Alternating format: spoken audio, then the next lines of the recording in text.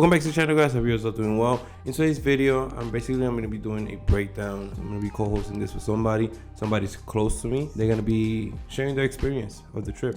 How it was to travel through Spain, through Andalusia, eventually ending to Madrid. We're going to be sharing that with each other. Hope you guys are all doing well. If you haven't seen the last video, then click right here for direct access to the video. But first, watch this video before you go to that one. In terms of gear, I use the Leica SL2-S with a 50mm Minolta Vintage Lens on it. I adapt this lens with a ERV adapter, and then I use the Leica Q, which has a 28mm. I felt perfectly balanced with a 28mm and 50mm. It did the job for me. I really went compact because I really want to have a good time, see our perspective, hear our experience. I know the video is kind of long, but there's a lot of story that we're sharing with you guys. And yeah, I'll see you guys in the outro. Hey, enjoy. So for my surprise guest is the one and only my wife, Divna. She's gonna be sharing her thoughts and her experience of this Spain trip. So let's welcome Divna. Hi guys, I finally made it to the channel. Let's get into the first stop that we made when we flew in. We started in Sevilla. Sevilla is just amazing. Yeah, so this was all planned because once a year Sevilla has a festival. It's called Feria de Abril, I think. So it's their April Spring Festival, and you really feel like you're in a movie. Yes. A century ago. You see hundreds of people dressed in authentic flamenco dresses, and it's memorizing when you see everybody. One of the main architectures that I stuck around, and as you can see in the video, was the Setas de Sevilla, which is a unique architecture on its own. I was there because the lighting was hitting correctly. The subjects, when they walked in silhouettes, you had the birds flying all over the place. I was mesmerized just by everything that was taking place there. It also reminded me of the unique architectures back in the States. I felt at home. The other thing that I remember Sevilla by is narrow streets. Yes. So narrow that I think the sound of the cars turning in those streets, it's such a loud screeching noise. I think I remember it forever. And there are streets in which they're super narrow, and then there's a car and a horse and a person at the same time trying to pass each other.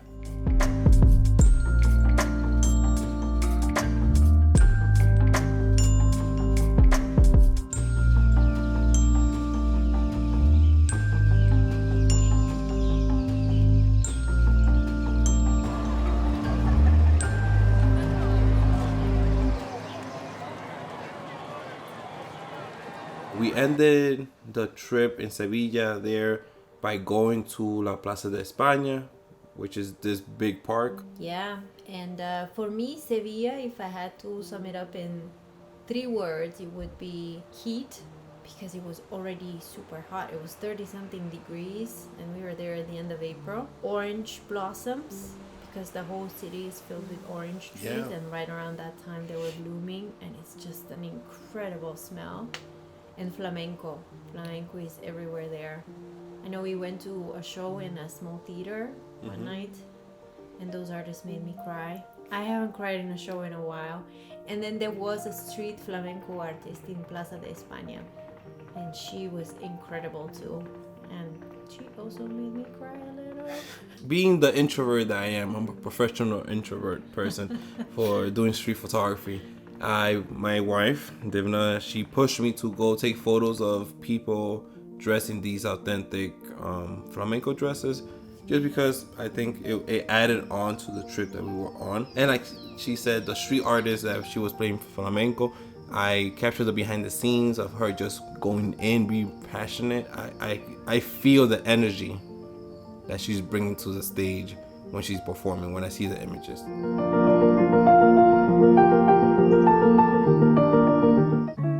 From Sevilla, we made our way to RONDA, which is the home of bullfighting.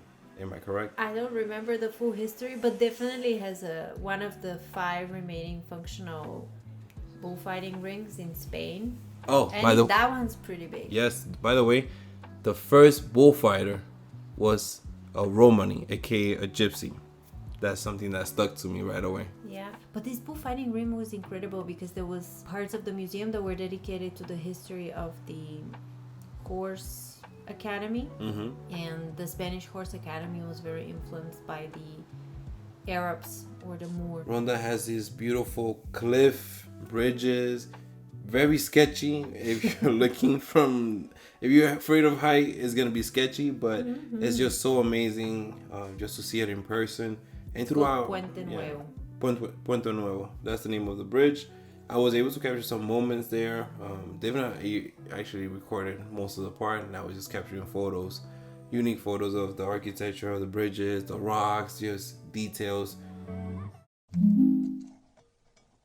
So next up was Granada. The energy from being in there was completely different to being in Ronda. It is way bigger. Again, there was more festivities going on. Granada is known for the Alhambra, which is an ancient Moorish castle, which we only got to see at night. Oh, unfortunately. yeah. Let's not speak about that. But my favorite part was the square. I liked the energy that people were just dancing on the street. The church was in the background, and then you got this pastel colors going on with the architecture all around it. Yeah, Granada also has two neighborhoods that are UNESCO heritage protected, and they have these small meandering streets, which I found very impressive when the tour guide was explaining why they built them the way they did. Yes, because the streets are so narrow and so confusing. Yes. And she explained that it was a protection mechanism. We got to see the city from the top too, from the highest hill. And I will advise you, anytime where you're visiting a city that you've never been there, try to have an advantage point from the point up, because it produces a different perspective. I was able to capture, I think it was one of the cathedral with the 50 millimeter and the 28 millimeter. There was people coming up the stairs, up the hill, and it added more content to the photos that I was able to capture. Yeah, and the food was pretty incredible. That's where we had the Moroccan tagine, which was it was really good. One of my two favorite dishes in Spain. Yeah, food is food for me. It was delicious. Yes.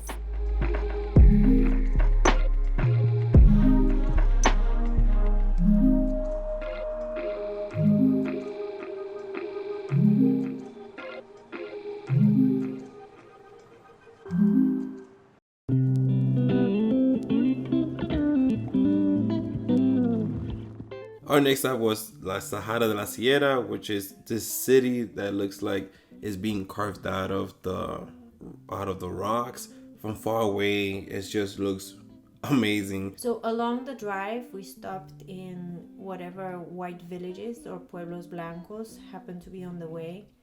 So for example, between Ronda and Sevilla, actually from Sevilla on the way to Ronda, we stopped in 3 in a single day, and that was a bit much. Yes, I was very You were happy. Yes, I was. Happy I was, camper. Yes, I was happy. I made a few stops along the way, especially going out, because I saw the image that I wanted to capture, which was from far away with the lake or the river in between, having the mountain in the background, having those 3 layers, foreground, midground, and background, all together, communicating with one another. Yep, and we discovered that delicious candy in there that we became addicted to throughout the journey.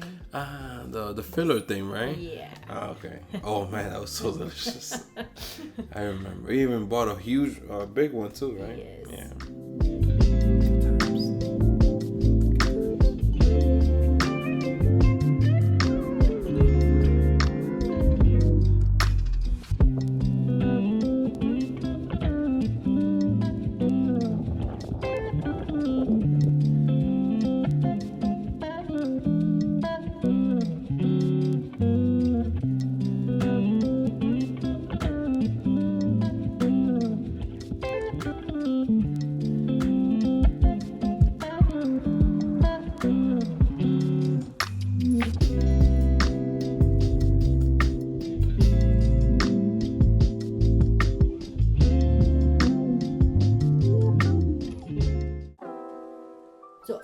actually the first one that we stopped in from Sevilla to Ronda. It's one of the other white villages. They're called white villages because, as you can see very clearly, most of the houses are in bright white paint. And in Arcos is where we got stuck walking behind a politician. We didn't know, but there were cameras filming him, and he looked all proper. And I think it was election time, and they were showing face. In the tourist office. And there were a few nice sites, older churches, a few miradores or places from which you can see your surroundings. But what I remember quite distinctly also is that we had a very nice meal. We sat in one of the local restaurants and had a stew that's typical for the region, whatever peasants used to eat 100 years ago. And it was probably one of the most delicious things we ate on that journey. Yeah, I totally agree.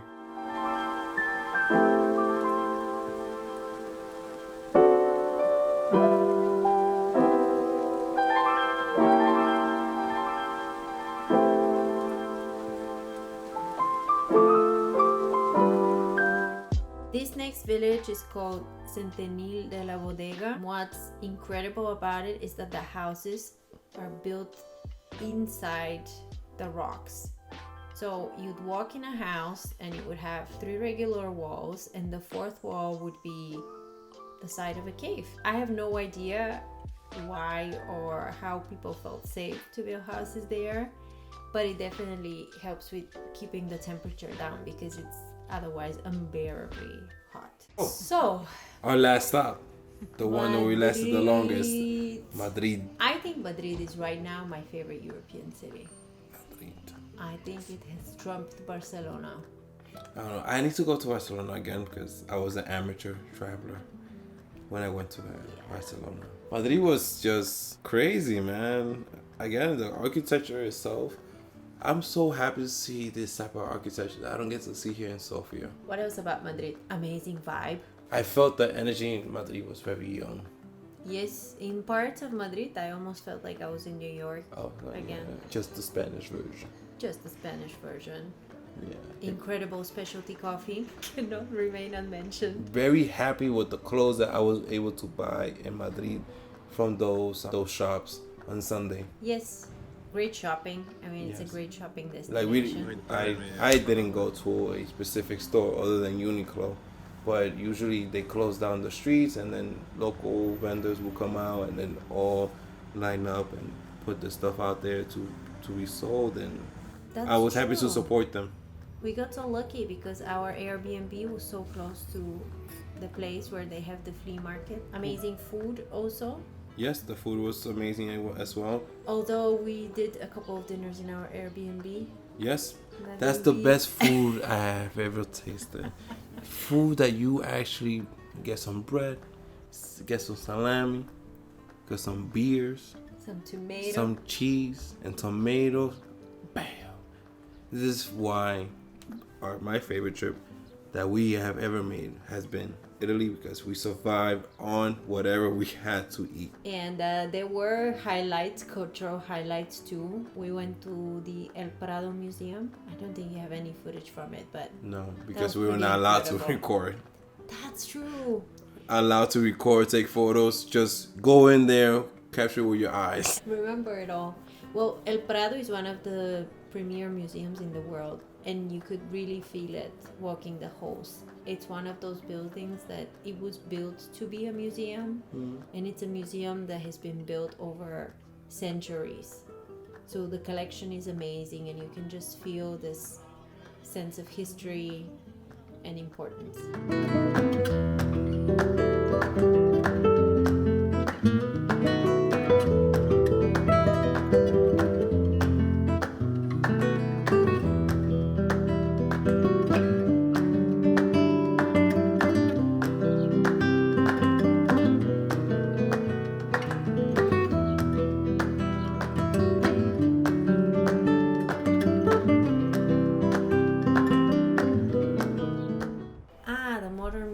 The modern museum, yeah. With Picasso, the Picasso. Yeah, the one picture okay. of Picasso. Reina de Sofia, you have Boom. some pictures from there. Yes, I love No. those images. Why? Yes. Because Shadows and lighting. light. Let's get it, girl. Yeah. And the subject were all in silhouettes. I used the highlights or the lighting part just to illuminate the subject when they used to walk through the scene. But that was from the Modern Museum. But the other museum, I don't have no footage just because the security guards or the rules there was very tight. They were like, I hope you had a good time in Spain. I look forward to our next trip. Ha ha ha. Say that again, and this time mean it. I look forward to a trip where I'm not traveling and I could just put my feet up whenever I want to and be like, you know what? I need to get off my ass and take photos. That's the trip. It'll be great. All right. I'll remember that. Bueno, let's go into the outro, guys. Definitely want to give a huge thank you to Divina for being part of today's episode. I know it took a lot. She has a different perspective from me because I was going with a photographical point of view and she went with a travel point of view. So anyways, guys, I have had you guys here enough. I see you guys in next week's video. Subscribe, hit the bell notification, hit the like button, leave a comment down below. Let me know your thoughts. What was your favorite part of the video? I'll see you guys later. Ciao.